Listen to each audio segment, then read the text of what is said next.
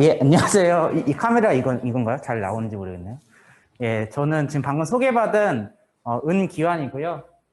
저는 자산운용사에서 펀드 운용력을 한지 한 10년 가까이 되었습니다. 그래서 사실 이제 뭐 자산운용계에선 전문가라고 말할 수 있지만 사실 이제 기후에 집중을 해서 투자를 해서 제가 회사에서 펀드를 성과를 내고 또 제가 지금 이제 소개해드릴 저희 회사 펀드를 하기까지는 그렇게까지 긴 시간이 걸리지는 않았거든요. 그래서 제가 이제 앞서 여러 강의를 많이 들으셨을 텐데 제가 알기로는 그분의 저도 이제 뭐 김진님이랄지 몇 번 이제 들었는데 저도 그분들한테 많이 배우는 입장이고 어찌 보면 이제 여러분과 어떤 다른 강사님과의 중간 정도 있지 않나 라고 해서 제가 이제 기후 쪽에 관심을 갖고 좀 이쪽에서 일을 하게 된 지는 정말 길지 않다는 점을 미리 말씀드리고요.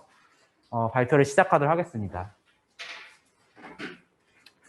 발표는 일단 크게는 6가지 꼭지인데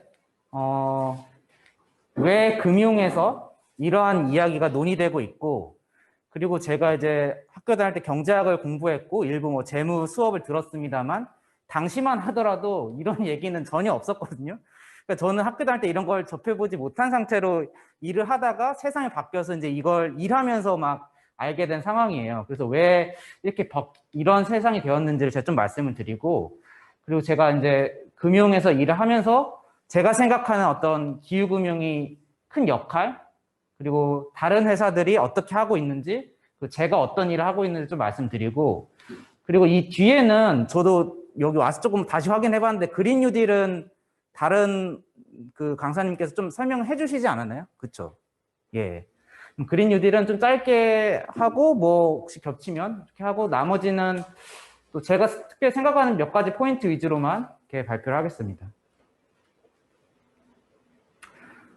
시작은 이 이야기를 이제 하지 않을 수가 없어서 아마 다른 강의에서 많이 보셨을 테니까 1.5도가 중요하다.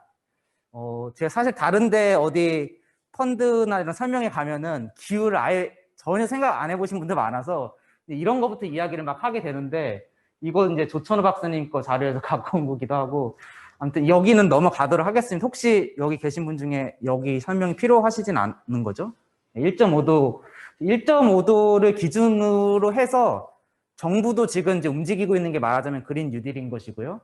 금융회사나 산업계도 아직은 완벽하지 않지만 이걸 제대로 이해하고 있는 금융회사 또는 산업계는 이제 1.2도를 기준으로 하고 있고 저 역시도 펀드 운영할 때 1.5도를 기준으로 하려고 합니다.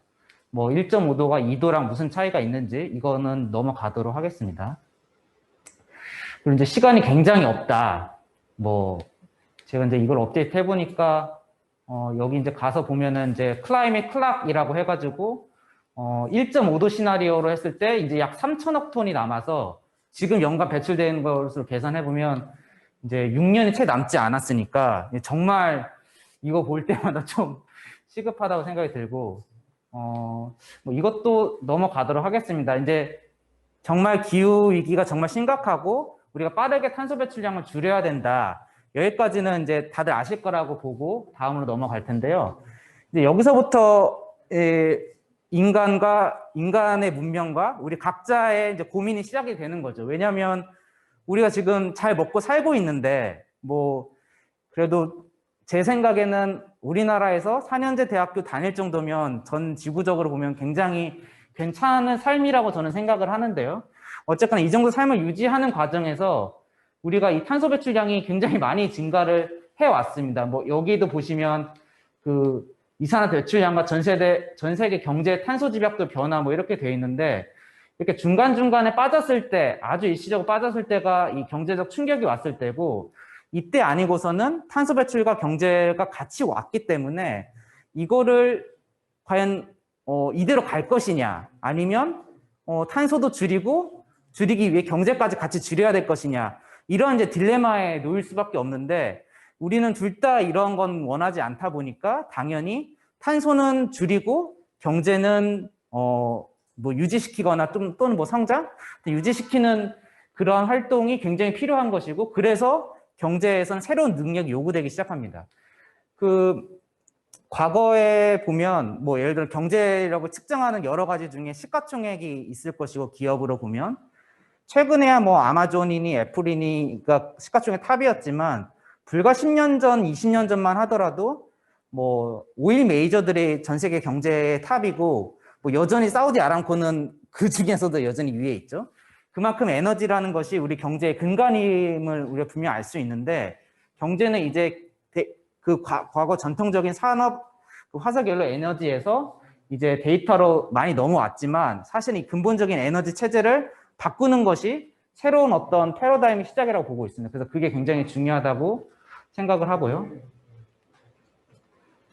그래서 이 기후 위기가 과연 금융에 어떠한 영향을 미치는지를 가장 잘 정리한 보고서가 이 그린스완 보고서입니다. 이게 작년에 BIS 보고서에서 나왔는데 이 BIS는 국제 뭐 결제은행, 청사은행이라고도 하고 이제 은행에서 이 자본 비율, 은행이 영업을 하기 위해서는 적정한 자본 비율을 갖고 있어야 되는데 그 국제적으로 컨센서스를 만들어내는 곳이 이제 BIS인데요. 그렇기 때문에 이 금융 안정성을 관리하고 금융 감독 기준을 고민하는 곳이라고도 볼 수 있는데 이 곳에서 작년에 이 그린스완이라는 보고서를 냈습니다. 이 그린스완은 기후 위기를 그린스완이라는 말로 이야기를 한 것이고요.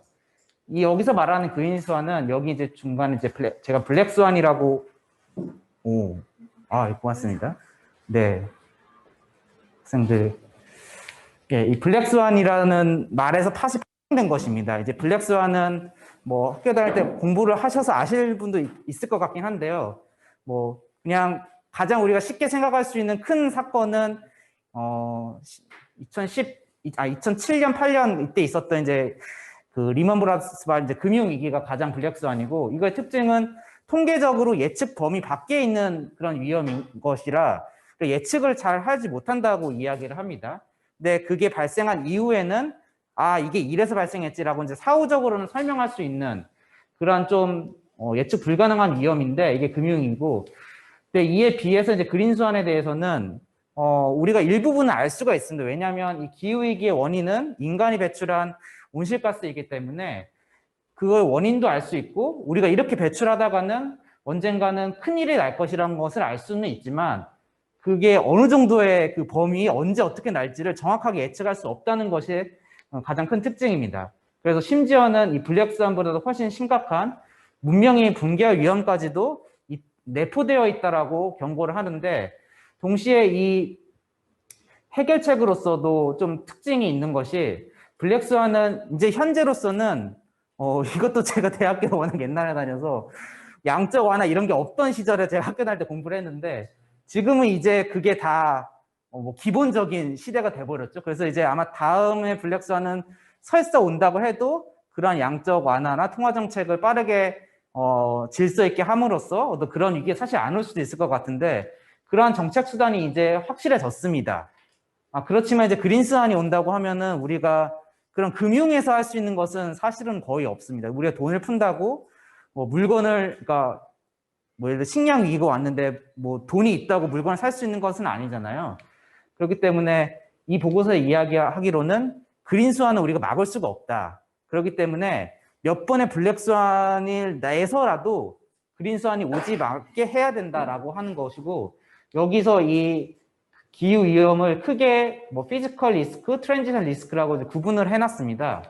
근데 여기 보면 시나리오가 래피드 트랜지션, 뭐 2degree, 비즈니스 as usual 뭐 이런 정도를 구분해놨는데, 가만히 보시면 트랜지션 리스크는 이제 빠르게 우리가 에너지를 전환했을 때 발생하는 위험, 가장 가깝게 대표적으로 두산중공업이 석탄 발전에 올인하다가 좀 안 좋게 된 케이스가 트랜지션 리스크가 발동한 경우라고 볼 수 있고, 피스컬 리스크는 진짜로 우리가 이제 오지 않아서야 될 말하자면 그린스완과 같은 건데, 이게 빠르게 할수록 피스컬 리스크는 작아지고 트랜지션 리스크는 커지겠죠.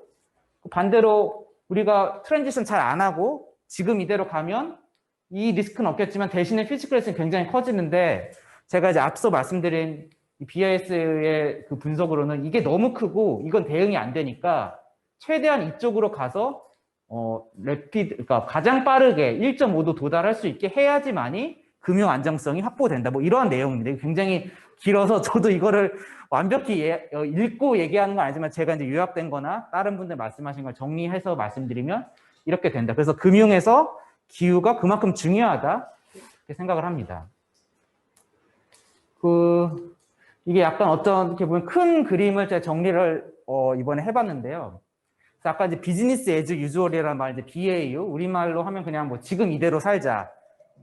이런데 금융에서 지금 가장 큰 화두가 되는 것이 이 기후 금융을 조금 더 포괄한 상위에 있어서 ESG라는 개념이 있고, 뭐 이것도 좀 관심 있으신 분들은 들어는 보셨을 것 같습니다. ESG. 그 ESG라는 이런 투자가 왜 주목을 받고 있고 앞으로 또 더 유망해질 수밖에 없냐라고 보면, 사실 지금 현재 이제 인간의 문명의 토대는 이 지구상에 있고, 지금과 같이 하다 보면 그동안은 우리가 깨닫지 못했습니다만, 지금 이대로 그냥 뭐 자본주의적 어떤 경제적 관계를 맺어 가면서 이렇게 가다 가면 이 사회의 지속 가능성을 크게 저해하는 몇 가지 요인들을 이제 우리가 많이 알게 된 겁니다. 그게 저는 여러 가지가 있지만 가장 큰 건 이 네 가지라고 생각을 하고요. 그래서 우리가 이걸 바꾸지 않으면 결국에는 뭐 망한다는, 이게 다 이제 최악의 경우인데, 그 중에서 역시 가장 큰 거는 이 기후위기가 결국 뭐 6차 대멸종에 이르게 될 수도 있다는 말까지 나오니까, 이 여러 가지 ESG 중에서도 기후가 단연 꼽고 많이 중요하게 꼽히고 있기는 하지만, 어쨌거나 뭐 플라스틱 문제, 그다음에 이제 경제 불평등 등이 확대돼서 성장률이 떨어지고 뭐 정치적 불확실까지 커지는 뭐 이런 문제. 그리고 또 최근에 가장 주목하고 있는 게 이제 가짜 뉴스가 인터넷 플랫폼에서 너무 많이 유통이 돼서 이게 민주주의를 위협하고 뭐 또 그에 파생된 여러 가지 문제가 발생하는 뭐 이러한 문제들이 이제 E와 S라는 카테고리에 들어가서 있고, 과연 우리가 이 지금 이대로 이런 경제적인 또는 정치 시스템을 유지할 수 있느냐, 이렇게 가면 안 된다라는 어떤 그러한 철학을 바탕으로 두고 있는 것인데요, ESG라는 것이. 그래서 저는 이거의 카테고리를 아까 말씀드린 이 지금 이대로, 이게 하나의 길이 있을 수 있고, 하지만 이거는 우리가 가서는 안 되는 걸 잘 알고 있죠. 저는 이제 기후 측면, 특히 생태주의에 관심은 분명히 있긴 한데, 저는 이거에 대안을 모색해 볼 만하다고 생각을 합니다. 왜냐하면 이 큰 시장경제 체제가 이 기후위기의 가장 큰 원인이기 때문에. 그런데 과연 이제 이거는 모두가 그런 욕망을 절제할 수 있을지에 대한 물음표가 있기 때문에 하고 싶고 할 수 있고 이상적이지만, 우리가 이제 이렇게 살 수 있을지에 대해서는 특히 정치의 영역에서는 이걸 풀어내기는 굉장히 어렵다고 생각합니다. 그래서 제가 생각하는 거의 유일하게 이 민주주의와 자본주의라고 하는 그 근간을 두고, 뭐 과거에 케인즈가 자본주의를 한번 이렇게 뭐 부흥시켰잖아요. 부흥이라고 해야 되나요? 수장 자본주의 뭐 이렇게 나왔었는데, 마찬가지의 개념으로 지금의 이 주주 자본주의에서 주주들이 자본에 요구하는 방식을 바꿈으로써 그 자본이 제대로 지구를 해치지 않는 방향으로 가게 하자라는 게 이제 ESG고, 그게 이제 자본의 입장이었다면, 정치의 영역에서는 그린 뉴딜이라고 하는 뭐 기후위기의 어떤 불평등 문제, 이런 거를 종합적으로 해결해 보겠다는 그런 정책 패키지를 그린 뉴딜이라고 할 수 있고, 저는 이제 이게 지금 우리가 유일하게 선택할 수 있는 길이라고 생각을 합니다. 그래서 제가 오늘 그 주제를 기후금융과 그린 뉴딜로 이제 생각을 했고, 그래서 이 기후위기를 통해서 이 두 가지가 이렇게 재탄생한다라고 보면 됩니다. 이건 그러니까 기존의 시스템을 유지하면서 해결해 보려는 어떤 그러한 차원에서의 개혁이다, 이렇게 좀 볼 수가 있습니다. 혹시 여기까지 뭐 채팅창에 이제 볼 수는 없습니다만, 여기 계신 분들 질문이 있다거나 뭐 이해가 안 되거나 여기서 한번 괜찮으신가요? ESG 네. 조금 더 설명. ESG요. 그거는 ESG는 일단 뭐 ESG가 이제 환경, 사회, 거버넌스의 약자이긴 합니다. 근데 이제 제가 잠깐 망설인 이유는 이거를 설명을 제대로 하다가는 이게, 근데 이제 그 ESG 중에 환경은 말하자면 기업은 원래 이제 기본적으로 뭐 교과서나 이런 데 보면 주주 자본주의, 그러니까 주주 경영진은 주주 이익을 대변하는 뭐 주인과 대리인 해가지고 이제 이러한 관계에서 기업은 뭐 이윤 극대화를 최우선으로 한다는데, 보통 전통적으로는 이제 그렇게 보고 있습니다. 하지만 기업에 속해 있는 사회가 기업 자체가 주주만 관계를 맺고 있는 것이 아니라 뭐 다른 자본, 뭐 채권자, 그다음에 기업의 일한 노동자, 또는 거래하는 다른 상대방 기업, 그다음 소비자, 또는 정부, 그리고 뭐 모든 인간은 지금 지구에 살고 있으니까 이 물리적인 환경, 이익과 각각 관계를 맺고 있는데 오로지 주주의 이익만을 따지다 보니까 다른 이해가 크게 침해되는 문제가 발생했고, 그게 아까 말씀드린 제가 비즈니스 에듀에 가면 망할 수 있다. 네, 되나요? 네. 망할 수 있다. 뭐 이렇게 생각을 해서 나왔던 게 ESG고, 그래서 ES는 지금 여기서 여러 가지 이슈가 많습니다만 제가 생각해 가장 중요한 건 역시 기후 위기. 그래서 이 ESG 투자 중에서도 기후만 조금 특화해서 더 하겠다는 게 이제 기후 금융이라고 볼 수가 있는 것이고요. 그 외에 이제 플라스틱 폐기물 이것도 같이 이제 맞물리는 문제고, S 역시 뭐 우리가 뭐 갑질하는 기업에 대해서 소비자들이 불매도 하고 막 그랬잖아요. 그리고 인류 보편적인 인권의 문제라고 할 수 있는 위안부에 대해서 굉장히 잘못된 행태를 보였던 어떤 기업에 대해서 한국 사람들이 엄청난 불매를 해서 지금 그 기업이 지금 우리나라에서 유니클로죠. 잘 안 되고 이러한 위험이 커지기 때문에 투자자들이 투자를 할 때 그러한 위험을 사전에 인지하고 관리를 하겠다, 이러한 투자를 말합니다. ES는 설명이 된 것 같고, G는 그 기업의 이제 이사회나 그 경영진이 그 주주의 의견을 충실히 받쳐서 할 수 있는 그런 거버넌스를 갖추고 있느냐를 하는 거여서, 사실은 우리나라 ESG는 이 ES를 직접적으로 해결하는 것도 중요하지만 사실 거버넌스도 많이 지금 부족하기 때문에, 부족한 기업이 많기 때문에 그 기본적인 양호한 거버넌스의 토대 하에서 E와 S라는 지속 가능성을 추구하는 어떤 그런 방향을 좀 나갈 필요가 뭐 있는 것이라고 저는 생각을 합니다. 하여튼 ESG는 이 정도로 설명을 드리고, 네, 하여튼 좋은 질문이었습니다. 그래서 그 ESG 중에서 E, 그리고 그 중에서도 기후가 가장 중요한 이슈이기 때문에 ESG 평가를 하면 뭐 정말 수십 개의 평가 항목이 있습니다. 그건 이제 평가 기관마다 차이는 있겠지만 그 중에서도 공통적으로 저는 지금 기후 탄소 배출량 문제가 가장 중요하다고 보고, 기후금융은 이제 재생에너지 인프라의 자본을 공급, 그 다음에 자본 재분배를 통해서 기업들에게 탄소세를 부과하는 효과가 있고요. 마지막으로 주주 관여 활동이 세 가지가 있습니다. 이거 한 가지씩 좀 더 말씀을 드리면, 이거는 그냥 쉽게 이해할 수 있습니다. 우리가 재생에너지 인프라 많이 투자해야 되고, 제가 생각에 여기에 대해서는 그 글로벌 그린 뉴딜이라는 제러미 리프킨이 쓴 그 책에서 얼마나 많이 돈이 필요한지, 1.5도 달성하려면 2030년까지 50% 이상 감축하고, 그거 하려면 뭐 석탄 인프라를 뭐 재생에너지 바꾸고, 그걸 30년까지 하려면 돈이 얼마큼 필요하고, 이런 이제 계산이 쭉쭉쭉 될 거잖아요. 그럼 빠르게 그걸 하려고 하면 우리가 집 살 때 빚을 내고 차 살 때 하듯이 대규모로 자본을 조달하려고 하면 금융의 역할이 반드시 필요합니다.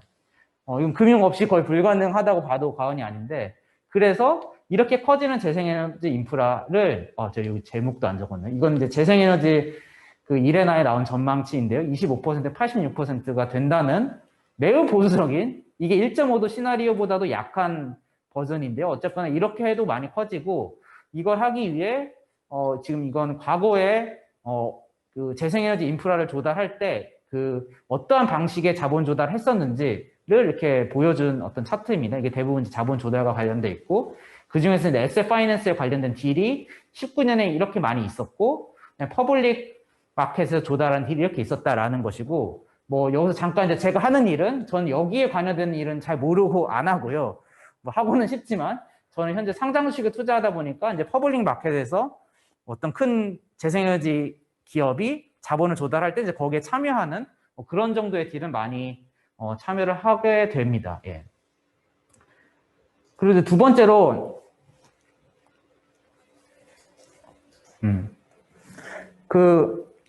여기 이제 가장 대표적인 게 탈석탄 금융 뭐 이런 게 최근에 많이 이야기가 되고 있는데, 뭐 탈석탄뿐만 아니라 화석연료에 어떤 것이라도 투자를 하게 되면 그게 새로 탄소 배출을 추가시키는 역할을 하게 되잖아요. 그러니까 금융이 그걸 하지 않음으로써 실제로 이제 이거는 이제 골드만삭스의 분석인데, 뭐 석탄이 됐든 어떤 LNG 프로젝트가 됐든 그거를 함으로써 발생되는 탄소 배출량이 있을 것이고, 그거에 대한 비용을 부과하는 효과가 있다라고 이제 분석을 해놓은 게 있습니다. 왜냐하면 그러니까 동일한 수익성이 예상된다고 했을 때 재생에너지에 투자를 하고 그러니까 돈을 더 많이 빌려준다고 하면 이쪽의 금리는 예를 들어 싸질 수 있는 거죠. 이제 이 커런트 IRR 프로젝트 프리미엄 이렇게 되어 있는데, 그러니까 그 탄소 배출을 많이 하는 자산의 그 요구 수익률, 그러니까 뭐 점점점 탈석탄을 안 하게 되면 그 사람들은 돈을 구하려면 더 높은 금리를 줘야 되니까 그 금리의 차이를 가지고 그 조달 비용을 거기서 발생할 수 있는 탄소 배출량으로 나눠서 계산을 했습니다. 그걸 이제 과거부터 계산을 했는데 뭐 이 골드만삭스의 분석에 따르면 그게 프로젝트마다 차이가 있겠죠. 그게 이제 60에서 130달러의 톤당 비용을 부과시키고 있는 것이고 이 LNG 프로젝트의 경우에도 약 30에서 60달러의 비용을 부과하고 있는데 이제 이건 분석이 20년까지밖에 안 되어 있지만 뭐 앞으로 보면 점점점 우리나라도 탈석탄하고 그다음에 LNG 프로젝트 안 하고 오일 프로젝트 안 하고 그다음에 다 재생에너지로 점점 가면 갈수록 그 둘의 격차가 점점 벌어져서 뭐 이렇게 올라가지 않을까라고 저는 생각합니다. 또 어쨌거나 공교롭게 이게 이제 IMF에서 얘기하는 탄소세 부과의 권고 75달러 굉장히 좀 유사한 건 좀 우연이지만 좀 신기하고요. 실제로 이제 제가 경험을 말씀드리면 최근에 저희가 투자하고 있는 펀드에서 테슬라, 플러그 파워, 그다음에 CS 윈드, 하나솔루션 등등등 이 기업들이 대규모 유상 증자를 다 했습니다. 그 보통 자본 조달을 전체 발행 주식수의 10에서 20%를 하면 어지간해서는 통상 못해도 아무리 좋아 보여도 주식수가 늘어난 만큼 주가가 빠지게 되어 있는데 그러니까 예를 들어 20% 조달을 하면 당일의 주가는 아무리 좋아도 한 5% 이렇게 빠질 거라고 미리 예상을 했었는데 그걸 나왔을 때 근데 정말 놀랍게도 그런 기업의 주가가 거의 당일 주가가 빠지지 않았습니다. 이 말인즉슨 이미 금융시장에서 주식시장에서 이거의 성장성과 필요성 이런 게 좀 충분히 수용이 되고 그 기업들이 그 사업을 앞으로 잘할 것이라는 게 충분히 이제 반영이 되다 보니까 엄청난 대규모 조달을 쉽게 할 수 있는 것이고 금융에서 그 역할을 해주면 그 기업들이 좀 더 빠르게 설비를 구축해서 뭐 풍력도 만들고 태양광도 만들 수 있을 거게 되잖아요. 그래서 큰 도움이 된다라는 점을 에서 두 번째 이걸 말씀드리고요. 마지막으로 이 주주 관여 활동인데 주주를 하면 그 배당을 요구할 수 있고 또 주주총회에 가서 내 그 주당만큼 그 보팅에 참여할 수 있죠. 그러면 그 기업에게 주총에서 뭔가 요구를 할 수가 있는데 사실은 이게 과거에는 보통의 주주들이 뭐 다 그런 거 알지만 갖고 있는 현금 잘 정리해서 배당 줘. 너 이 자산 매각해. 또 심지어는 야 니네 연봉 왜 이렇게 높아? 연봉 좀 줄여. 구조조정해. 뭐 PF 뭐 그런 경우도 많이 있고 이제 그런 걸 많이 요구를 했었는데 사실 그게 앞서 말씀드린 지속 가능성을 떨어뜨리는 좀 잘못된 주주의 요구였는데 최근에는 그런 것도 물론 여전히 있지만은 여기 보면은 이제 클라이밋 릴레이트 쉐어홀더 리솔루션이 굉장히 얼마큼 증가하고 있는지를 뭐 보여줬습니다. 그래서 30%가량은 찬성을 얻어낼 정도로 그렇게 많이 증가를 했고 요거는 이제 미국의 오일 메이저 중 하나인 쉐브론인데 여기에 클라이밋 액션 100이라는 이 투자자 그룹이 있습니다. 이제 전 세계 연기금 굉장히 큰 데가 많이 참여를 하고 있는데 여기서 이제 쉐브론에 대해서 파리 기후 협약에 부합하는 어떤 경영 활동을 하라고 요구를 할 정도로 이제 직접적으로 주주들이 기업에게 이런 요구를 하게 되었습니다. 저희 이 펀드도 이런 걸 지향을 하고 있고요. 그러니까 이게 기업이 따지고 보면 배출하는 것이 대부분이거든요. 우리가 뭐 그렇잖아요. 공장에서 나오는 에너지 이게 훨씬 크지. 우리가 집에서 쓰는 게 그 모으면 뭐 적진 않겠지만 산업에서 쓰는 게 훨씬 더 에너지 소모량이 크고 탄소 배출액의 주범은 경제 주체 관점에서 보면 당연히 기업이 클 텐데 그 기업에 영향을 줄 수 있는 게 전 세 가지라고 보는데 그 중에 소비자가 직접 행동을 하는 그러니까 내연기관차 안 타고 전기차 타면 사람들이 이제 기업이 움직일 수밖에 없잖아요. 그 정부가 또 규제를 하면 기업이 움직일 수 있습니다. 좀 더 직접적으로 주주는 그냥 내 거니까 이사회는 주주 말 들어야 되거든요. 그래서 그거를 하는 게 굉장히 직접적으로 중요한 거고 우리는 뭐 그런데 이제 돈을 조금 더 넣을 필요가 있다 이렇게 생각을 합니다. 이제 여기서부터는 조금 최근 동향에 대해서 좀 이야기를 하고 싶은데 이거는 이제 주식시장에서 이제 EPS 기준으로 기업의 가치를 측정을 많이 하는데 그동안은 뭐 환경이나 기후에 특별히 신경을 쓰지 않다고 해도 EPS의 영향이 미치는지 안 미치는지 잘 몰랐습니다만 이게 이제 작년부터 시작한 2020년 CO2 초과 자동차 유럽의 자동차 배출 규제고 이거 못 맞추면 아마 올해부터 벌금이 나가니까 이러한 것들이 앞으로 많아질 거라고 저희는 이제 예상을 합니다. 마찬가지의 관점으로 탄소 국경세, 탄소 배출권 가격 올라가는 거 역시 마찬가지고요.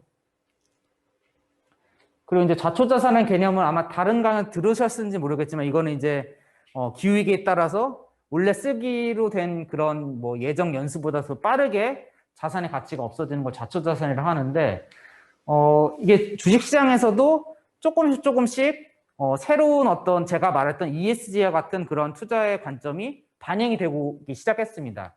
그걸 이제 비유를 하려고 과거에 저퍼혁명이라고 해서 이제 92년도만 하더라도 92년도면 네 여기 이때 안 태어나신 분도 있을 것 같긴 한데 아무튼 92년도에 주식시장에 저도 없었습니다만 당시에는 막 PER 2배, 3배 막 이런 과치주도 엄청 많았고 외국인 투자가 시작되면서 그때 이제 그런 주가들이 막 급등하기 시작했었다.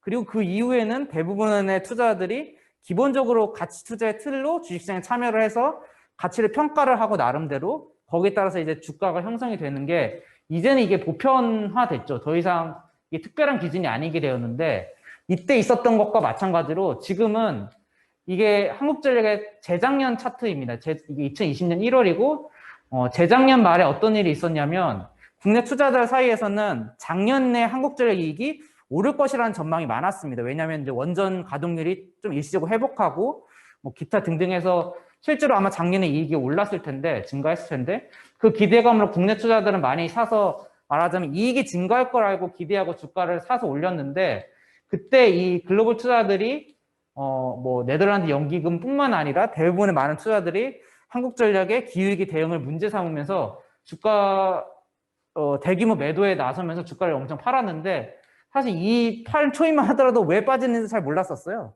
나중에서야 이제 이러한 이야기가 나오면서 주가 빠졌는데 이제 결과적으로 보면 이익이 올랐는데도 ESG 요인, 기후 요인 때문에 주가가 빠졌던 그런 좀 저는 상징적인 사례라고 생각을 합니다. 뭐 그 이후에 주가는 또 다른 요인으로 움직이긴 했습니다만 어쨌거나 당시에는 좀 그랬었다. 노르웨이 국펀드는 잠시만요. 죄송해요. 제가 시간이 그 3시 몇 분까지죠? 3시 50분까지. 3시 50분까지요? 네, 4시까지. 아, 그래요? 시간이 굉장히 여유 있네요. 알겠습니다. 그럼 이것도 조금만 더 말씀드리면 이 노르웨이 국부펀드는 만약에 저희 자산 운용 업계나 투자 업계에서 일을 하고 싶으시다면 좀 알면 좋은 회사인데 전 세계에서 가장 큰 국부펀드고 제가 경험해본 어떤 투자자들 중에서도 가장 전문적인 솔직히 말해 우리나라 연금보다 훨씬 괜찮게 운영하고 있는 그러한 뭐 큰 연기금이라고 생각하는데 운용 자산만 해도 엄청나죠.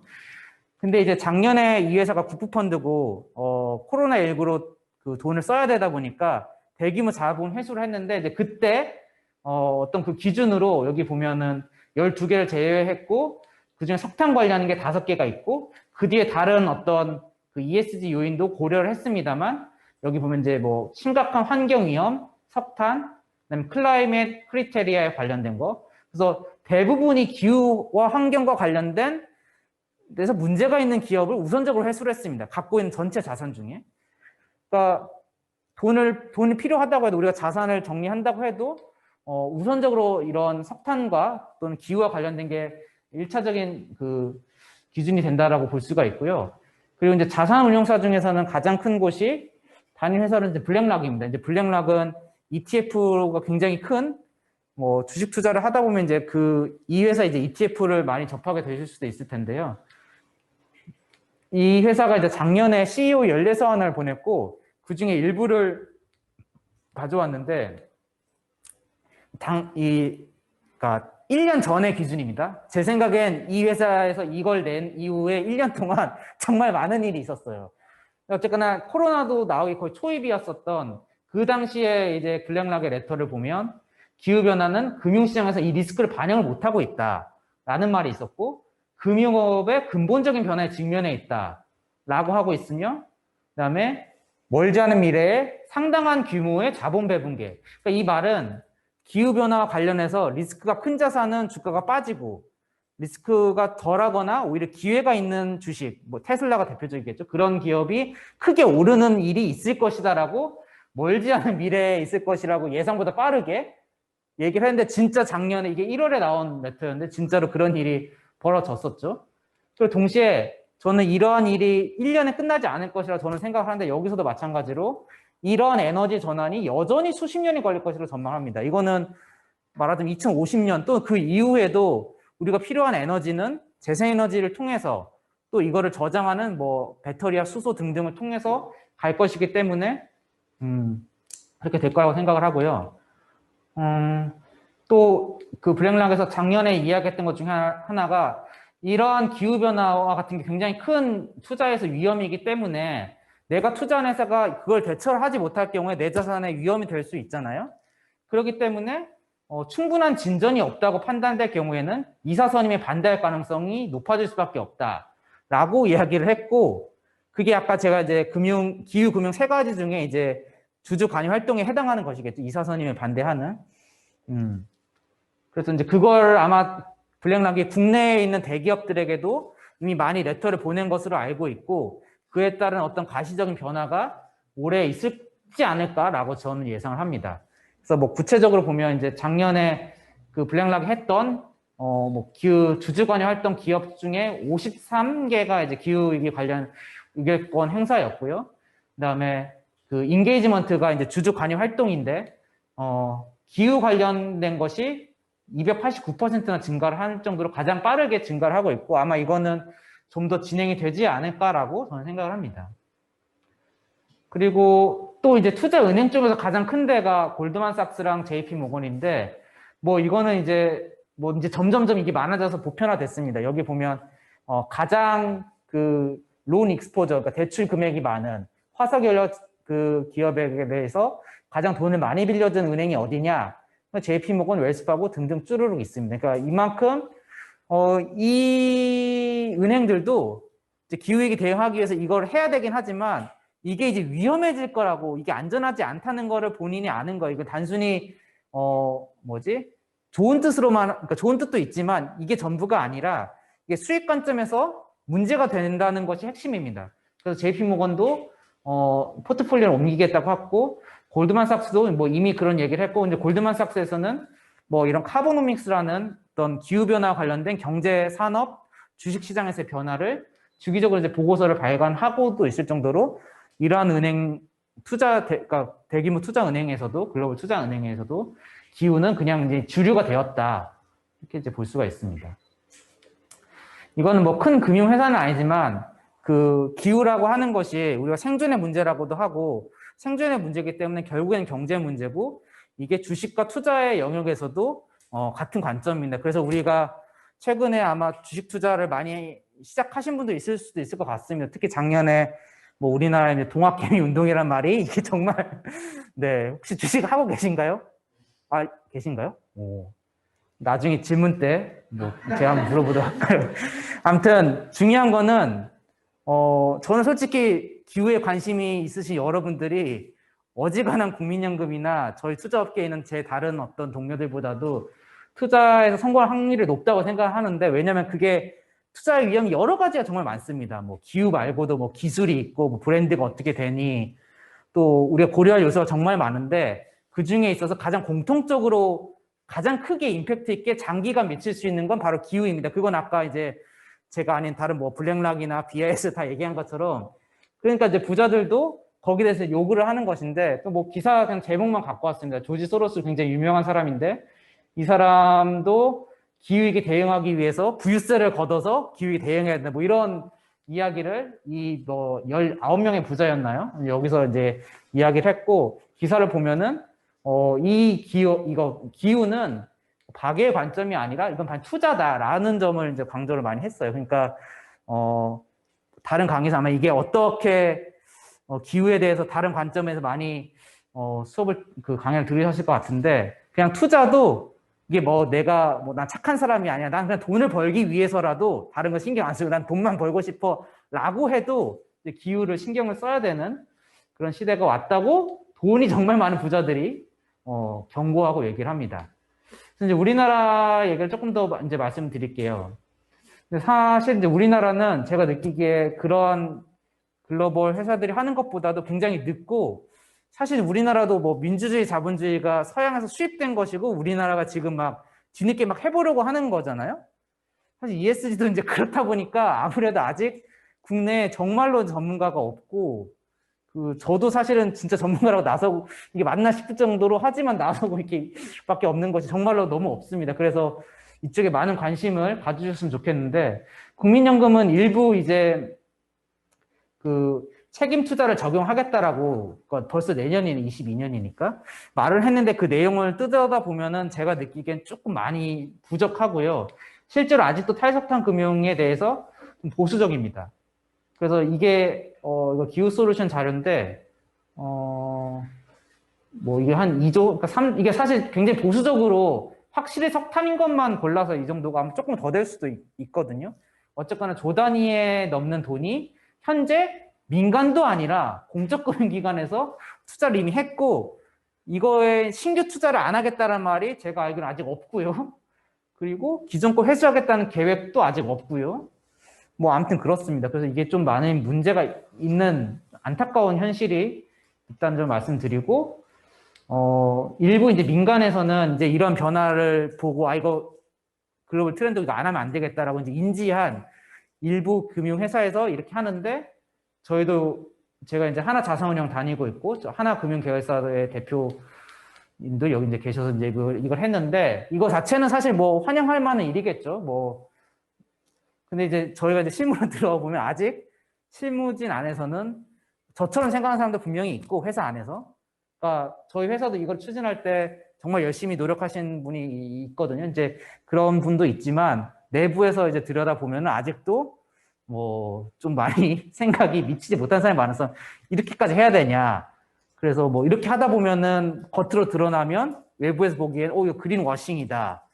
이게 되는 이유가, 뭐 여기 탑 매니지먼트에서는 인식은 했겠죠. 하지만 이거 정확하게 이해 못하고 내부에서 어떤 조직 내 반발이나 다른 의견이 막 모아지다 보면은 뭔가 했는데, 그러니까 예를 들어 신한금융이 예를 들어 뭐 재생에너지 투자 뭐 몇백억 대출해줬어. 몇백억 크죠. 하지만 신한금융의 자산이 300조가 넘거든요. 거기에 여전히 뭔가 석탄이 있다고 그러면 우리가 그거에 대한 관점은 좀 달리 볼 수 있는 여러 가지 차원이 있어서, 하여튼 이거는 아직 갈 길이 멀다라고 저는 생각을 합니다. 그래서 지금 앞으로 일을 많이 하실 여러분들께서 진심으로 이쪽에 대해서 좀 도전하고 지원해 주셨으면, 이런 뜻을 가지고 지원을 했으면 좋겠고, 실제로 업계에서도 이러한 인력 수요가 굉장히 많아요. 그래서 이쪽에 좀 많이 관심을 가져주셨으면. 그 그린 뉴딜은 제가 아까 설명 듣기로 다른 수업에서 많이 들으셨을 것 같고, 제가 이거는 뭐 엄청 전문가는 아니고 저도 공부를 하는 입장이다 보니까 그냥 뭐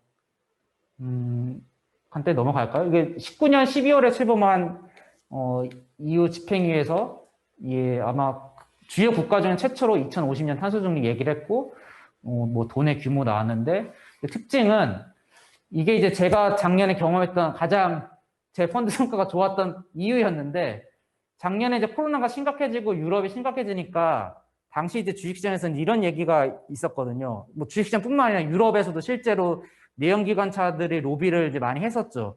우리 힘드니까 내연기관차 규제 좀 천천히 하자. 실제로 코로나 이후에 지금 재생에너지 전기차가 많이 올랐습니다만, 아주 초기에는 뭐 흔히 말하는 언택트 뭐 이런 주식이 많이 올랐지, 재생에너지주는 좀 늦게 올랐어요. 제 기억에 한두 달 정도의 그 시차가 있었는데, 근데 이제 결국에 유럽이 그린 리커버리를 하겠다라고 선언을 하면서 코로나19 대응에도 기후위기를 외면할 수 없다. 우리가 후대의 돈을 미리 끌어서 쓰는 것인데, 후대의 위험을 증가시키는 방향으로 할 수는 없는 것이고, 후대의 이익에 부합하도록 쓰려면 당연히 우리의 재정정책의 방향은 기후위기여야 한다라는 게 이제 EU 집행의 가장 큰 정말 좋은 포인트였고, 유럽이 그때도 더 그린 딜을 강화했습니다. 그래서 뭐 전기차 보조금이나 이런 걸 더 강화해서 실제 작년에 유럽의 전기차 성장성이 굉장히 이제 어마어마했었고요. 또 작년에 이제 유럽이 수소에 대해서도 본격적으로 드라이브 하겠다는 얘기가 나와서 수소의 시대로 갈 거라고 이제 주식시장에서 반영을 했었던 일이 있었고요. 그리고 중국도 2060년까지 탄소 중립을 하겠다고 작년에 이야기를 했고, 중국은 뭐 탄소 배출을 많이 하는 국가이긴 합니다만, 그래도 국가 차원에서 이 문제에 충분히 인지를 하고 있고, 또 이게 본인들의 어떤 경제적으로 헤게모니를 잡을 수 있는, 왜냐하면 뭐 이 중국이 아무리 크다 하더라도 화석연료를 다 수입하는 국가잖아요. 근데 이제 보면 재생에너지와 관련해서 일부 제품군에 대해서는 중국이 거의 독점을 하고 있는 게 일부가 있고, 또 전기차도 보급률이 전 세계 1등입니다. 그러니까 전기차나 재생에너지에서 헤게모니를 가져갈 수 있다는 판단도 동시에 하고 있기 때문에 중국도 우리나라보다는 전국적이라고 생각을 하고요. 중국도 하고 있고, 일본은 저는 진짜 이건 정말 어이구, 못하네요. 놀랐는데, 그래 별거 아주 뭐는 없습니다만, 그래도 2050년에 배출량 제로 하겠다고 하고, 그다음에 뭐 가솔린차 판매 제로 했는데, 제가 여기 넣지는 않았습니다만, 또 일부에서는 뭐 도요타 어떤 회장인가가 나와가지고 뭐 이렇게 빨리 하는 거에 대해서 뭐 문제 제기를 하는 어떤 인터뷰를도 있긴 하더라고요. 그래서 아마 일본도 우리나라처럼 좀 그러한 갈등은 있는 것 같다고 생각을 합니다만, 어쨌거나 일본도 했고 우리나라도 했죠. 이거는 넘어가겠습니다. 왠지 다 아실 것 같아가지고. 네. 그리고 이제 미국이 가장 중요하죠. 이제 미국은 이게 맨 처음 그린 뉴딜이 얘기했던 AOC는 상징적인 인물이어서 그냥 넣어놔봤고요. 그리고 이제 드디어 바이든이 됐기 때문에 제가 이 되기 전만 하더라도 펀드 설명하면 바이든이 설사 안 되더라도 이 방향은 갈 것이다라고 얘기를 했는데, 어쨌거나 이제 바이든이 됨으로써 어떤 그러한 경제에 있어서 불확실성은 완전히 없어진 그런 상황이 됐고, 내용 자체는 뭐 대동소이합니다. 탄소 중립하겠다라고 했고, 근데 여기서 아까 그 유럽의 그 그린딜에 포함된 그 탄소 국경 조정세 굉장히 인상적이어서 그건 뒤에 좀 설명드리겠습니다만, 여기 보시면 그 내각에 임명한 한 명 한 명이 다 그 거의 그린 어벤져스에 버금갈 만큼, 여기 보면 이제 존 케리 이분이 예전에 파리 기후협정을 서명했던 당사자인데 그것만으로 충분하지 않다라고 했습니다. 저는 이게 이 사람 역할과 맞물려 생각해보면 분명히 탄소국경 조정세에 대해서 좀 드라이브를 하고 외교적으로 좀 역할을 하시지 않을까라고 생각을 하고요. 또 그 재무를 책임지는 옐런이 이제 과거 이제 중앙은행 때부터 기후위기, 불평등, 또 인종의 고용률에 대해서까지 생각하는 굉장히 제가 보기엔 굉장히 따뜻한 경제학자 같은데요.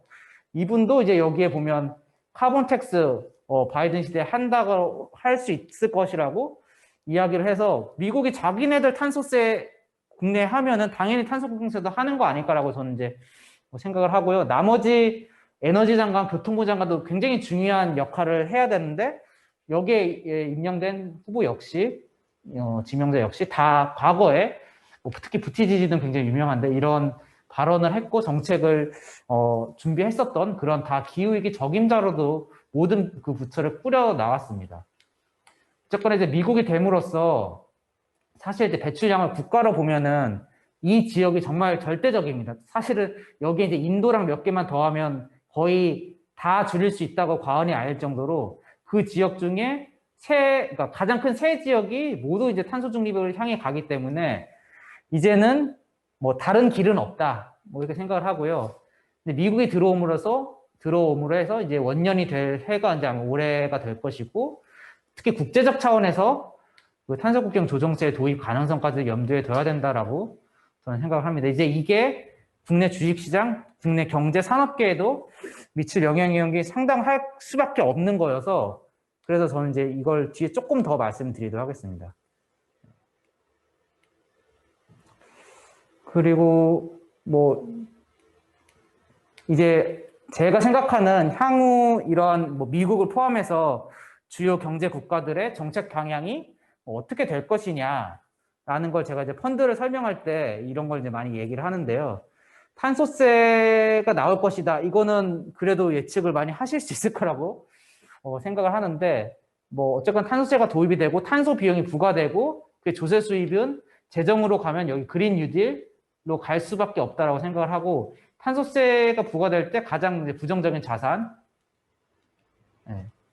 여기 보면 이제 IMF 톤당 75달러 이상의 강력한 탄소세 도입해야 된다 나오고, 여기 보면 이제 가장 큰 시장 실패가 이제 기후 위기라고 합니다. 이건 거의 제가 보기엔 확정적이에요. 수많은 시장 실패가 있었지만 이건 왜냐면 이 기후 위기는 거의 문명을 붕괴시킬 수도 있는 그런 차원이기 때문에 그만큼 가장 큰 시장 실패인데, 그거를 해결하는 시장에서의 해결책은 이 외부 효과가 발생하는 거를 비용을 부과를 하면 되죠. 그거를 이제 계산했을 때 IMF가 75달러인데 이것도 불과 2도시 시나리오 달성 위한 것이기 때문에 사실 이것도 제대로 하면 더 올라갈 수도 있을 겁니다. 그래서 75달러고, 근데 이제 여기는 국내의 그 탄소 배출권 거래제에서 그 유상할당을 한 유상할당 대상 기업, 면제받지 않은 대상 기업들을 추려하는데 그게 대부분 석유화학, 정유, 철강, 금속, 여기 발전에너지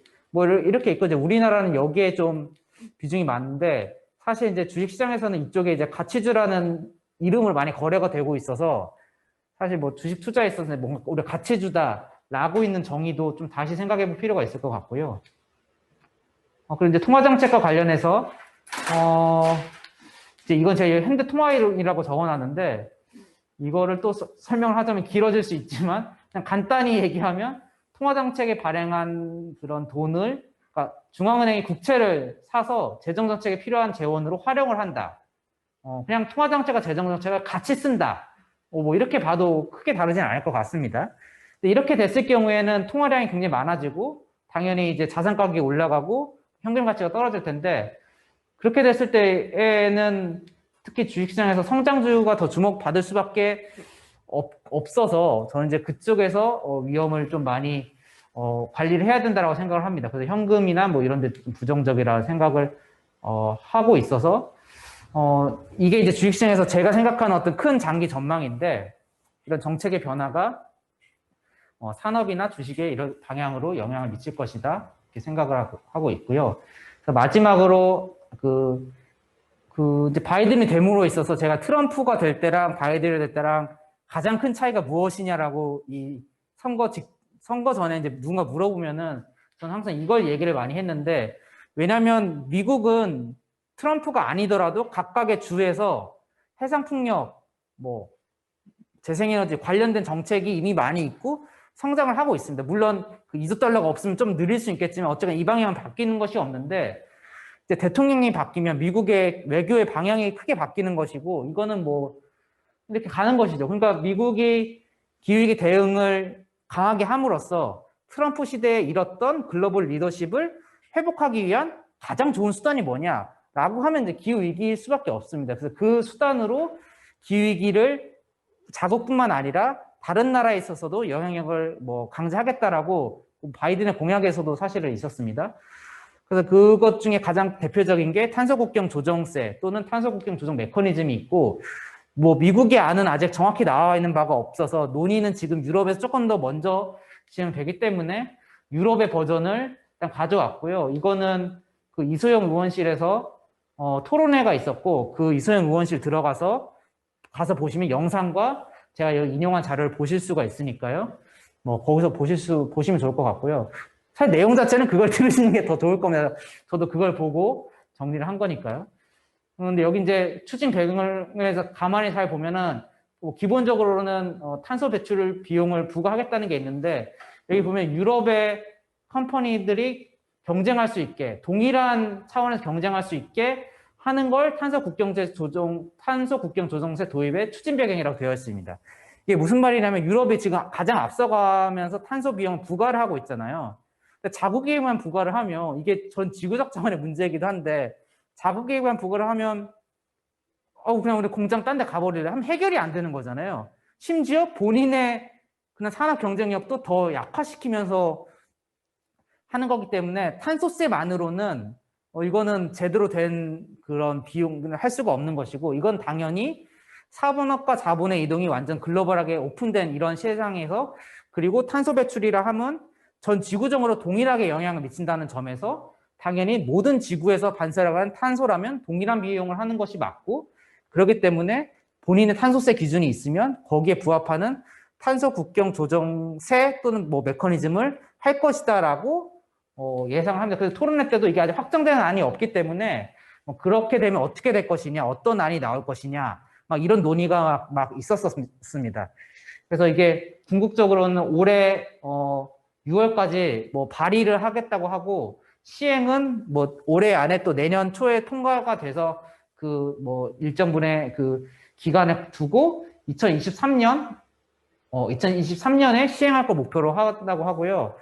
그 내용을 보면 그 토론의 내용을 보면 잘 나와 있는데 거기 보시면 뭐 그러니까 이건 제품 단위로 맺는 거기 때문에 예를 들어 지금은 아이폰이나 갤럭시만 하더라도 부품 뭐 우리나라 뭐 미국, 일본 다 갖고 와서 조립은 뭐 중국에서도 하고 어디서 하고 하니까 이게 이런 그 제품의 그 제조 경로가 길어지면 길어질수록 어디서 배출된 게 많은지 정확하게 알기가 어려운 문제가 있어서 1차적으로는 가장 원재료부터 가까운 그래서 철강, 시멘트, 철강, 정유 뭐 이런 쪽을 위주로 23년에 도입될 것이라고 예상을 하고 있고 그렇기 때문에 뭐 혹시 뭐 진로를 고민한다랄지 우리가 뭐 어떤 투자를 한다랄지 뭔가 우리가 어떤 그러한 경제적인 산업에 있어 고민할 때 이러한 리스크를 좀 충분히 인지를 해야 되지 않을까라고 생각을 합니다.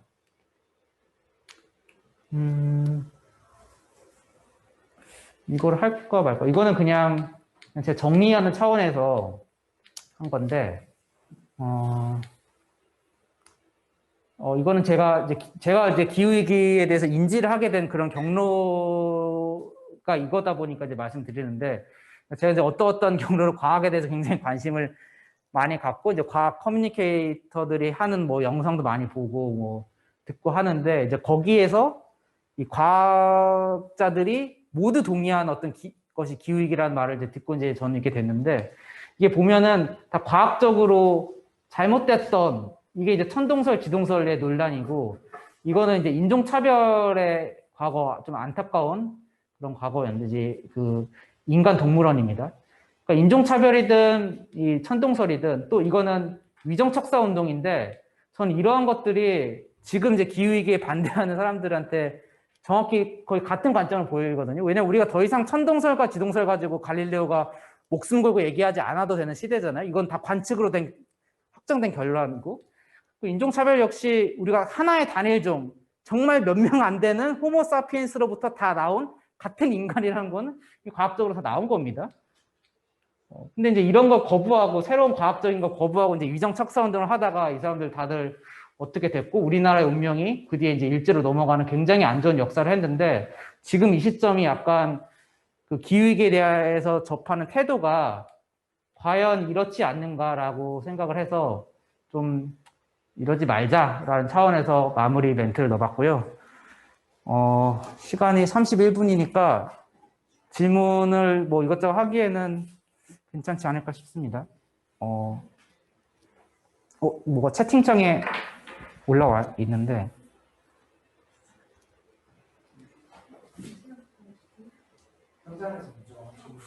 이 현장에서도 뭐 주식 뭐 사요 이런 질문도 답을 하면 안 되지만 제가 하는 일이 주식들을 하는 일이기 때문에 뭐 궁금한 것이 있으시다면 언제든지. 네.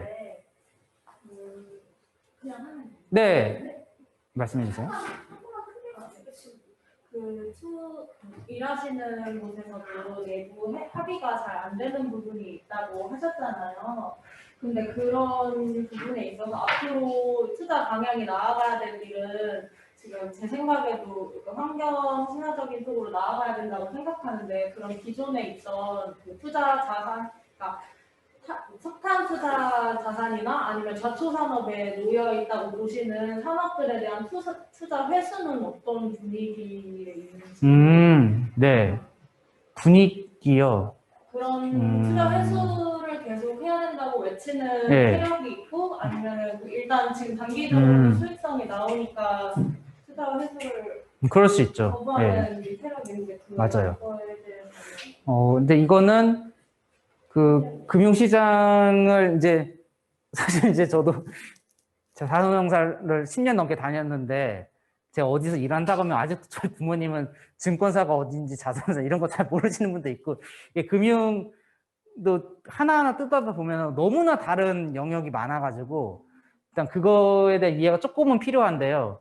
그러니까 저는 이제 상장 주식에 투자하는, 그러니까 일반 투자도 쉽게 할 수 있는 그 상장 주식에 투자를 하는 데에 있고, 주식 중에서도 비상장 위주로 한다고 할지, 또는 뭐 VC라고 해가 조금 더 작은 기업에 투자를 한다고 할지 이런 것도 있을 수가 있고, 또는 부동산에서 뭐 어떤 큰 건물, 서울시의 큰 오피스, 뭐 파크원 뭐 이런 데 투자를 하는 그런 데도 있고요.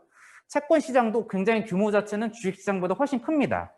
근데 이쪽에서 각각의 그 특징들이 있어서, 먼저 제가 하고 있는 주식시장 상장 주식에 국한해서 말씀드리면, 상장 주식의 특징은 사고 파는 게 굉장히 쉽고, 이거 우리가 유동성이 많은 시장이라고 하기 때문에 사실은 여기서 저처럼 이 뺄 수 있는 사람 많이 빼고 있습니다.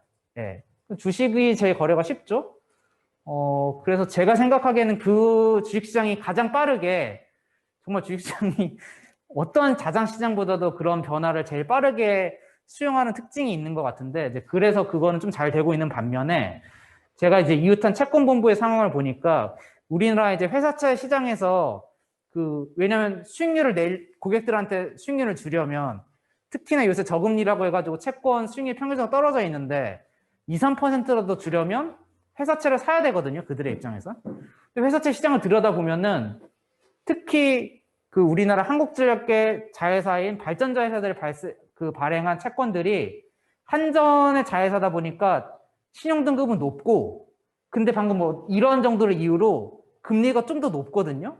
그래서 고객들한테 그 수익률을 맞춰주다 보면 또 예를 들어 저희 같은 경우에 한국 주식시장에서 삼성전자를 아예 투자 안 하기가 굉장히 어려워요. 그 비중이 워낙 크기 때문에. 그와 비슷한 그 이유로 채권 시장에서도 그 공사채, 뭐 한국전력이나 이런 거를 저도 몰랐는데 뭐 아예 투자를 안 하는 게 정말로 어렵다고 하고, 이거 투자 안 하면서 뭔가 채권 수익률, 펀드 수익률을 만들어내는 게 뭐 매우 많이 어렵다라고 해요. 근데 사실 이거 빼고도 그 대부분 채권 시장에서 자금 조달하는 게 정말 올드한 어떤 가치주 뭐 이런 게 많아서 뭐 이래저래 좀 사실은 쉽지는 않기는 한데요. 그래서 그쪽에서도 이제 ESG 채권이나 그린 채권, 녹색 채권 뭐 이런 게 이제 발행 수가 증가하고 관심을 많이 보이고는 있습니다만, 어쨌거나 이걸 최종적으로 투자를 하는 저희한테 돈을 맡기는 그러한 사람들이 나 수익률 조금 이래도 채권은 석탄은 아닌 것 같아요. 왜냐면 이거 5년 안에 망하면 어떡해? 라는 식의 판단이 나와야 되는데 아직 그게 완벽하진 않은 것 같아요. 근데 그 인식을 이 기후위기에 대한 어떤 걸 바탕으로 할 수 있으면 가능할 것 같은데, 아직은 그 완벽하지 않고, 그 질문 주신 답에 대해서는 시장마다 제가 보기엔, 그러니까 자산마다 차이가 있는 것 같다라고 생각합니다. 그럼 주식 쪽에서 관련 질문을 드렸는데, 네. 아까 말한 환경 관련 공시제도가 지금은 없잖아요. 네. 그러면 혹시 따로 종목을 기준이 따로 어떻게 되는지. 제가 이제 설명하다 중에 그게 기준이 없다는 것은, 게 지금 다트는 상장 회사라면 뭐 분기마다 어떠한 내용을 공시해라라는 게 딱 규정이 있죠. 그럼 미국 시장도 마찬가지고 어느 나라나 비슷한 회계 기준과 기준이 있습니다. 근데 아직 그게 공식적으로 딱 있지는 않다라고 하더라도 그 정보가 아예 없는 것은 아니고 기업에 따라서는 그걸 공개를 하고 있습니다. 왜냐하면 이제 특히 해외 투자자들이나 또 큰 연기금이나 이런 게 각 기업에 가서 보시면 그냥 지금 뭐 구글 검색창에 어떤 기업 이름, 지속 가능 보고서, 지속 경영 전략 보고서, 뭐 지속 가능 보고서 뭐 이런 식으로 기업 이름, 좀 대기업 큰데 이름하고 띄고 그거 검색해 보시면은 아마 보고서가 나올 것 같은데요. 거기 가서 보면은 기업에 따라서 그 TCFD에 관련된 정보를 공개를 합니다. 근데 그게 정확한 요건들이 있는데 그 요건에 맞춰서 하는 기업도 있고 아닌 기업도 있고, 그래서 저희는 그런 기업들에 대해서 부족하면 그걸 요건 채워라. 그리고 그게 단순히 공시만 하면 끝나는 것이 아니라, 그러면 거기 보면 뭐 배출량이 뭐 스콥 1, 2, 3 이렇게 있고 거기서 뭐가 나오고 작년보다 뭐가 줄었고 뭐 이런 게 나오거든요. 앞으로 어떻게 줄일 것이고 뭐 이런 게 나와야 돼요. 그래서 그거에 부합하는지를 확인하고 뭐 이런 게 필요한데 아마 우리나라 기업들 중에 그게 완벽히 된 데가 아주 많지 않아요. 상장 기업이 한 2천여 개 되는데 100개, 200개 되려나요? 그래서 이제 안 된 데는 이제 그게 하도록 요구를 우리가 좀 할 생각이고 그렇게 됩니다. 그리고 그 해외 뭐 이런 전문적으로 투자 관련해서 이런 기후 위험을 측정하고 조사하는 기관들이 몇 군데 있습니다. 뭐 MSCI나 S&P 이런데. 그러니까 관심이 정말 있으시다면 제 생각에 이게 거기 하면 연봉도 많이 줄 것 같긴 한데 관심이 있으시다면 MSCI나 S&P 그런 데에 아마 그 뭐 지원 제가 사실은 채용 관련 잘 몰라서 그런 데 한번 도전해 보시면 나름 기후 관련 ESG 관련 전문성도 좀 쌓으실 수 있으면서 좀 앞으로 지속 가능한 어떤 직업일 수 있을 것 같아요. 왜냐면 그거 하면은 나중에 각 기업에서 관련된 데 수요도 엄청 많을 것 같고 그런 저는 생각이 좀 드는데 그런데 정보를 저희가 참고를 하려고 하긴 합니다. 이제 이거는 약간의 뭐 비용을 지불해야 되는 이슈가 있어서 확정은 아니지만 그래서 정리를 하자면 아직 규제는 없지만 일부는 하고 있고 그리고 그런 정보를 유료로 가공해서 제공하는 데가 있다. 이렇게. 네.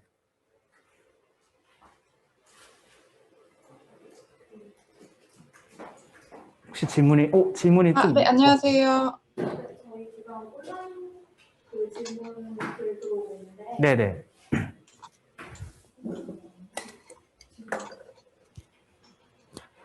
은혜님 말씀 한번 해주시겠어요? 네, 안녕하세요. 들리시나요?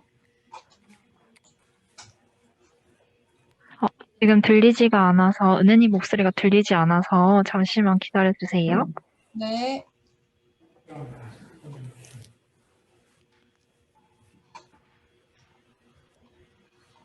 눈이 그쳤네요, 그 사이에. 오. 일단 질문하는 거 한번 듣고 대신 말씀해 주시면 영상 체크하는 거. 제가 은혜님 질문을 대신 말씀드리겠습니다. 질문을 제가 대신 네, 말씀해 주세요. 받아볼게요. TCFD가 한국 기업 내에서도 곧 활성화될 것이라고 하셨는데 현재 어느 정도 TCFD가 국내 기업에서 사용되고 있는지 궁금하시다고. 그거는 제가 조사를 한번 해봐야 되는데 그냥 삼성전자, 뭐 SK, 뭐 LG화학, 정말 우리나라 큰 기업들 있잖아요. 그 기업들은 아까 제가 그 검색창에 그 기업 이름이랑 지속 가능경 보고서 이렇게 하면 그 보고서가 쭉 나오는데 그 보고서에서는 이제 말하자면 ESG 요인을 중심으로 우리 회사가 뭘 어떻게 하고 있는지를 1년에 한 번씩 냅니다. 그러니까 지금 아마 검색해 보시면 작년에 나온 보고서고 작년에 나온 보고서는 재작년 19년 기준에서 작성한 보고서가 있을 겁니다. 그래서 제가 그거가 뭐 얼마나 많은지는 정확하게 지금 모르겠는데 큰 기업들은 아마 있으니까 한번 보시면 이 정도 하고 있구나 알 수가 있어요. 근데 그게 회사마다 내용의 어떤 질적인 양적인 수준이 좀 천차만별이에요. 그거는 저희 회사에 그걸 즉 전담하시는 분이 답을 해줄 수 있을 것 같은데 제가 지금 답을 혹시 못할 만한 것들은 여기에 제일 좋은 건 제 생각엔 인스타랑 페이스북이거든요. 제가 제일 자주 확인할 수 있는 건 인스타 DM이나 페이스북 메신저로 뭐 지금 제가 답을 못할 만한 것들은 저한테 메신저를 주시면 제가 거기에 답을 할 수 있는 한 뭐 해드릴 수 있을 것 같습니다. 네, 그럼 다음 질문 읽어드리겠습니다. 보통 금융사들이 탈석탄 금융을 선언할 때 화석 연료 기업 중 기후위기의 심각성을 깨닫고 재생 에너지로의 전환 계획을 수립하고 전환 과정을 밟는 기업도 투자 대상에 포함되나요? 탈석탄 금융을 선언한 금융사들 내 구체적인 가이드라인이 마련되었는지 궁금합니다. 마지막 부분이 탈석탄의 가이드라인이 마련되어 있냐는 질문이셨나요? 탈석탄 금융 선언한 금융사들 내에서 구체적인 가이드라인이 만들어 있나요? 소리가. 이거 울리는데요, 제가 말하면? 울리는데요? 됐죠, 예. 그 탈석탄 가이드라인이 다른 회사는 모르고 아까 저희 회사 하나금융 6개 있잖아요. 제가 알기론 신규만 안 하고 그리고 그게 이제 예를 들어 한국전력 주식이냐 한국전력 채권이냐 그다음에 아까 그 맨 처음에 이제 재생에너지 투자할 때 뭐 에셋 파이낸싱이 뭐 여러 가지 자본의 그런 공급하는 다양한 형태가 있는데 명확하게 이 돈이 화석연료 채권에 가는지, 그러니까 굉장히 어찌 보면 보수적인 거예요. 예를 들어, 뭐 어떻게 표현하지? 한국전력, 그러니까 왜냐면 사업을 여러 개 영위하는 회사들이 많잖아요. 한쪽에서는 재생에너지도 하고, 한쪽에서는 탈석탄도 하고, 또는 다른 것도 하고, 뭐 이렇게 될 수 있다고 보면은, 근데 이 회사가 회사채를 발행하면은 이 돈이 어디로 가는지 명확하진 않지만, 솔직히 이걸 조금 더 확실하게 하자 그러면 그 기업이 석탄을 완전히 없애지만 않으면 그 기업에 조달하는 모든 데에 대해서 돈을 안 하겠다라고도 할 수가 있는데 현재 저희 회사에서 하고 있는 탈석탄은 그 정도까지는 아닙니다. 그래서 근데 그게 정답이라는 것이 절대 아니고 일단은 시작하려다 보니까 그리고 과거에 한 거를 없애겠다 이것도 아니고요. 여기서 말하는 탈석탄은 신규 석탄의 그 정확하게 뭐 프로젝트 파이낸싱이든 그리고 이거의 채권이 확실하게 석탄으로 갈 수밖에 없다는 게 너무 명확한 그러한 채권의 경우에만 투자를 안 하겠다 신규로 이 정도인 상황입니다. 근데 아마 이거는 조금씩 제가 각각 다를 거예요. 그러니까 저희의 역할은 저희 투자자 역할은 그게 어느 정도까지 해야 될지 약간 뭐 현실적인 어떤 고려를 조금씩은 해가면서 그런 게 좀 이제 전문성이라고 해야 되나요? 하여튼 뭐 그렇게 될 것 같습니다. 네, 질문이 하나 더 있는데요. 국내 탈석탄 금융을 선언한 금융사들의 경우 석탄 화력 발전소 회사채에 투자하지 않겠다는 수준인 것 같은데 예. 석유 기업 등보다 넓게 투자 중단 대상을 확대하려는 움직임이 있나요? 라고 질문을 해주셨어요. 석탄 이외에 석유로도 그런 움직임 확대하려는 게 있냐 이런 질문이신가요? 네네, 맞습니다. 는 제가 알기로는 아직 없는 것 같습니다. 그거는.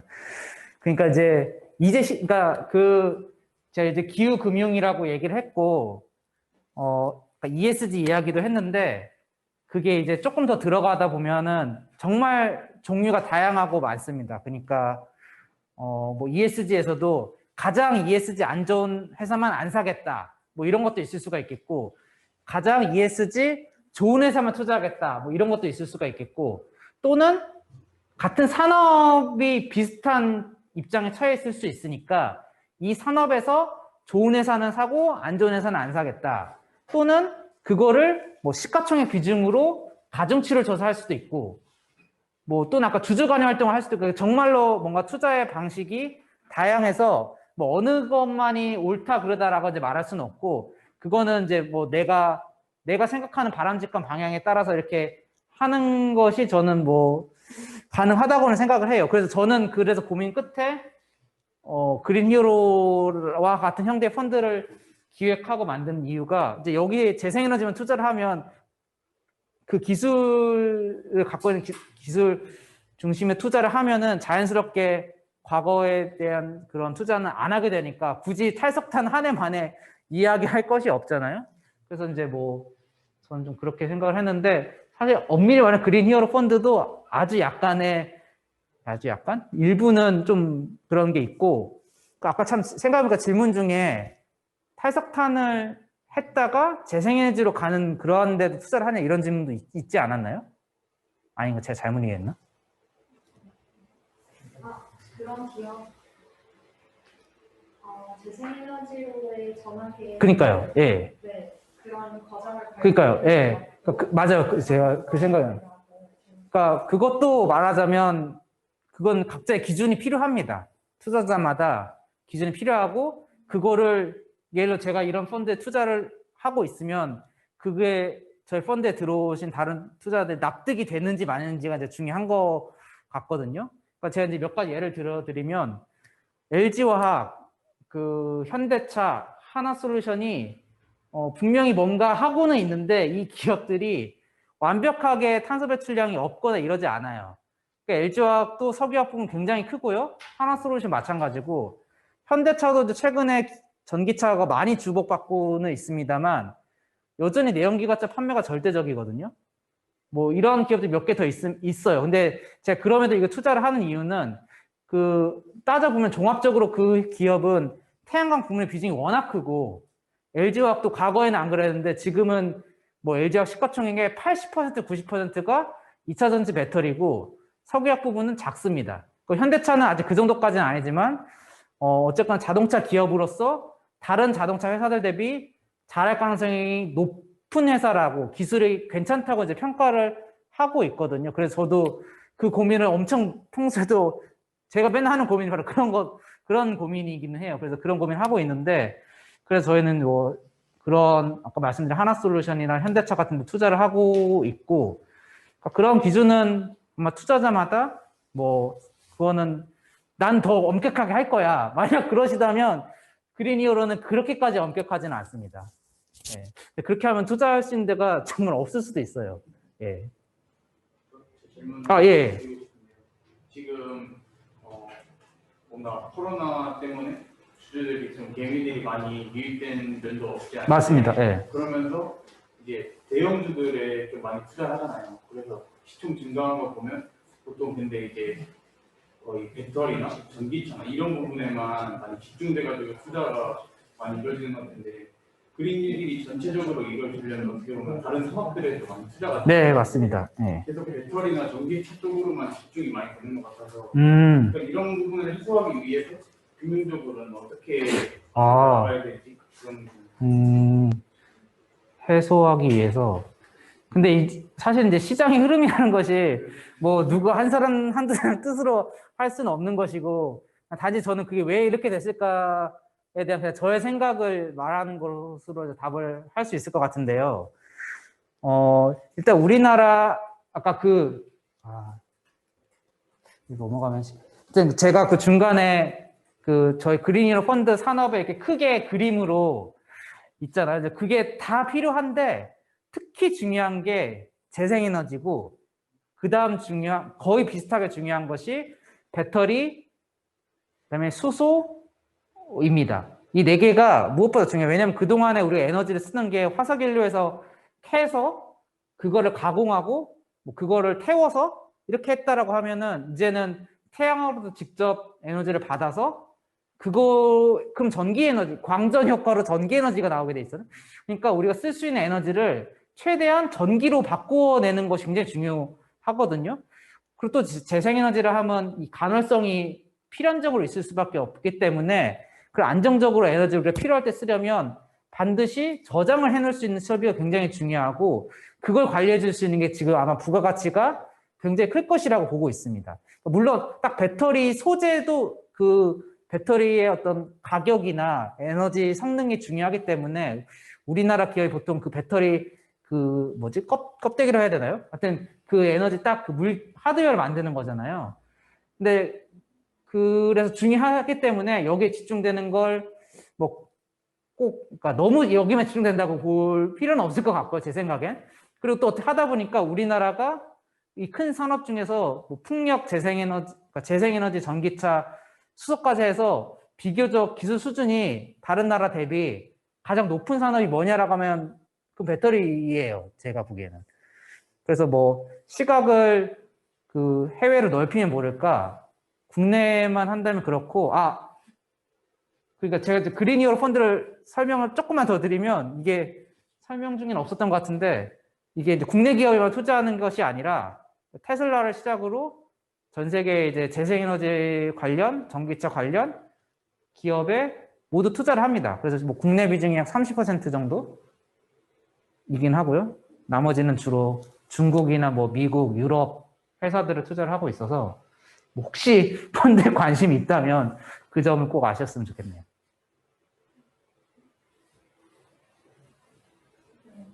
감사합니다. 질문이 더 들어오나요? 혹시 질문 하나 드려도 될까요?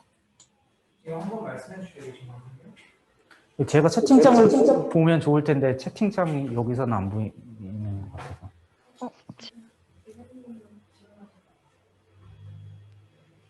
은혜님 질문이 네네. 들리시나요? 아, 들리시는 것 같은데.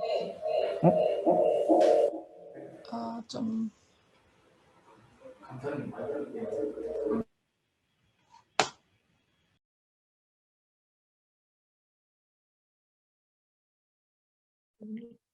은혜님 질문해 주세요. 아, 네. 안녕하세요. 혹시 재생에너지 관련한 금융상품을 계속 계획하고 계시다고 하셨는데, 올해 좀 더 많이 출시될 계획에 있나요? 잠깐만요. 그러니까 제가 계획하고 있는 걸 물어보신 건가요? 아, 네, 이제 지금 본 회사에서 계획하고 있는 것도 괜찮고, 뭐 혹은 한국 내에서 그냥 전반적으로 그런 추세라든지 그런 부분도 좀 궁금합니다. 이제 투자하는 펀드는 뭐 앞으로 늘어날 것 같긴 한데 이미 많이 있어서요.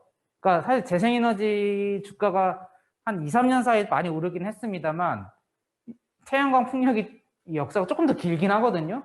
그래서 조금 오래된 펀드도 있어요. 한 10년 가까이 뭐 된 펀드도 있고 해서 뭐 제가 여기서 뭐 하나하나 다 말씀은 못 드리겠는데 궁금하시면 그냥 검색해도 나오긴 하고 뭐 여기에 저한테 메시지를 한번 주시면 제가 몇 개 알려드릴 텐데 예.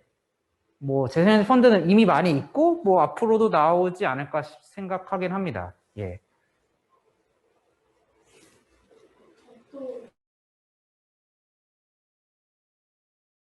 네.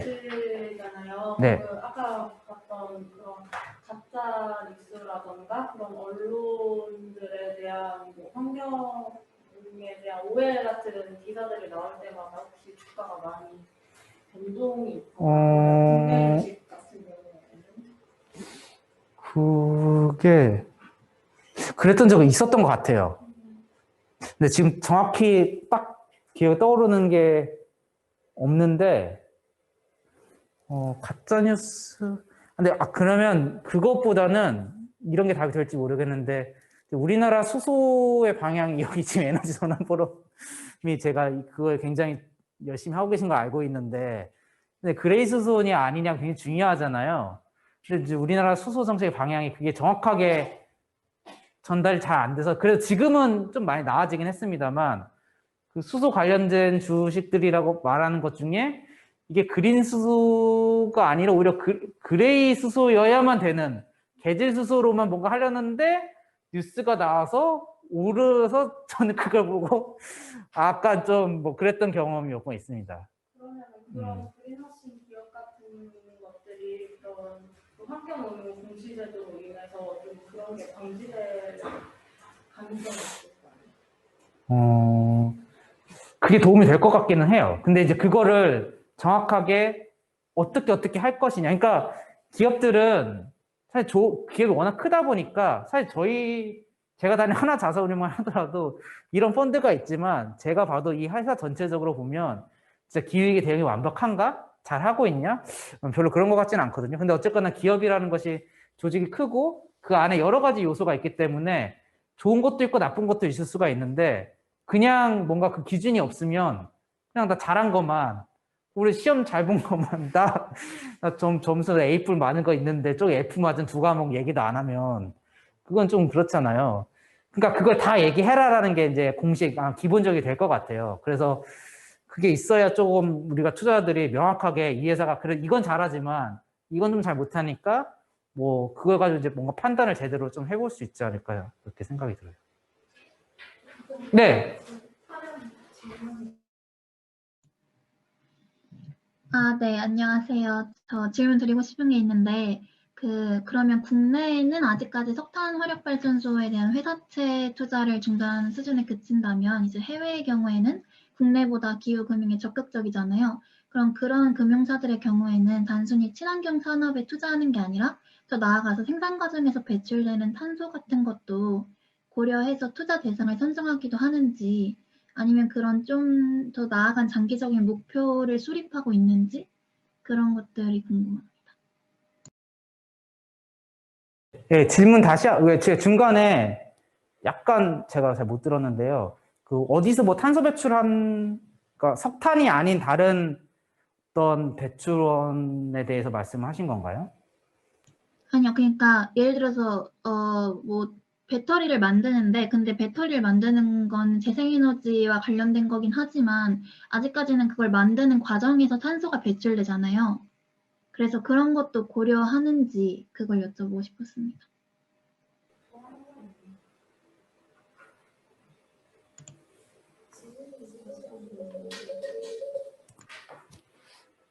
그냥 제가 그냥 우리나라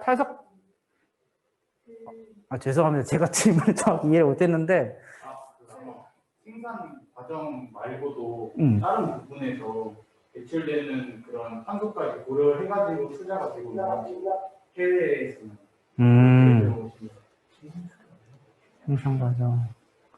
그러니까 그게 무슨 의미인지는 그러니까 생산 과정, 그러니까 기업이 생산하는 때 배출하는 탄소 배출 말고 다른 뭐 예를 들어 뭐 운송 과정 뭐 이런 건가요? 그거는 여기는 생산 과정에서까지 배출되는 아, 생산 과정에서 배출되는 탄소까지 고려하냐는 말이에요.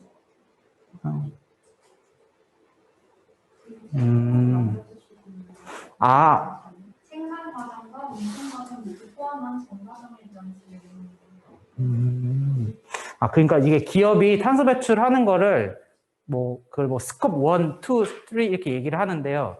스컵 1은 직접 배출하는 거가 있고, 스컵 2는 그 회사가 조달한 전기에서 배출되는 거 보통 스컵 2고, 스컵 3는 그 회사가 뭐 원재료를 갖고 사오면 그 원재료에서 배출하는 그런 거가 스컵 3가 있는데, 그래서 이게 제가 정확히 지금 이해한 건 모르겠습니다만, 제가 탄소 중립을 하겠다, 어떤 기업이 탄소 중립을 하겠다, 제 거 페이스북 지금 들어가 보시면 가장 최근에 펩시가 2040년 탄소 중립한 거에 대해서 제가 글을 올린 게 있어요.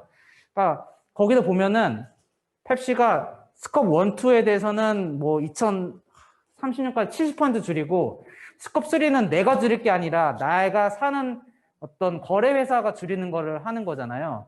그 탄소 중립을 기업이 한다라고 하면은 그걸 다 일컫습니다. 근데 이제 현실적으로 시간을 두고 뭐 예를 들어 아리백도 그 중에 일환일 텐데, 예를 들어 아리백은 내가 2030년까지 하고 그 다음에 탄소 중립의 전반적인 건 스컵 1은 뭐 언제까지 줄이고, 그런 이제 로드맵이 본인의 그 기업의 환경, 산업의 특징에 따라서 다 수립을 이제 해야겠죠.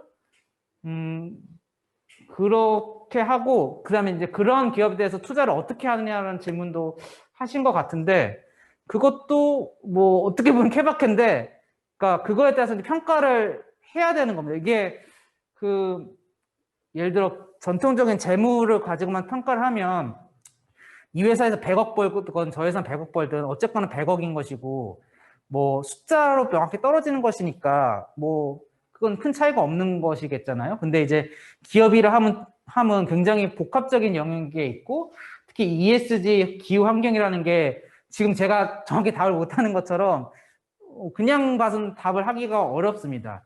그래서 시장에서는 이런 거에 대한 뭔가 기준가 있는 그런 전문가를 많이 요구하는 것인데, 아직 그게 좀 명확하지가 않은 것 같고요. 그래서